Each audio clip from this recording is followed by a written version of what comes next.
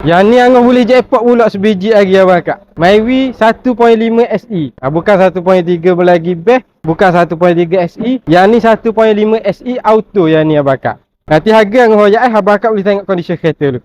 InsyaAllah harga yang ni angah nak belanja lah untuk sebiji lagi tu ni.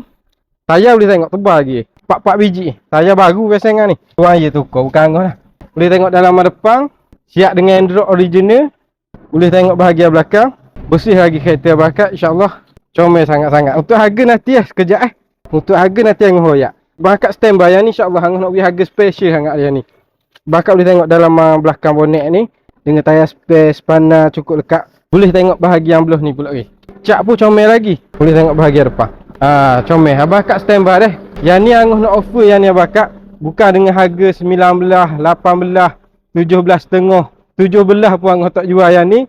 Angah nak beri dengan harga 15,800 sahaja bakar. InsyaAllah tak jumpa harga ni. Angah nak belanja yang ni. Yang ni ada sedikit kekurangan dia, kakak bawah je ada sikit. Kalau dah angah buat mungkin jadi 16 lebih. Cuma angah dengan masa nak ngasuh ni, maklumlah kereta lain pun banyak lagi. Nanti angah update.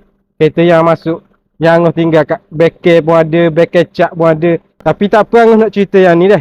15,800. Puspaco angah belanja. Myvi 1.5 SE tahun 2011.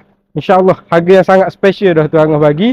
Kalau abang akak berminat, macam biasa tekan link Wasabi set masa mari tengok depan-depan. Puas hati baru bayar. Itu konsep angah.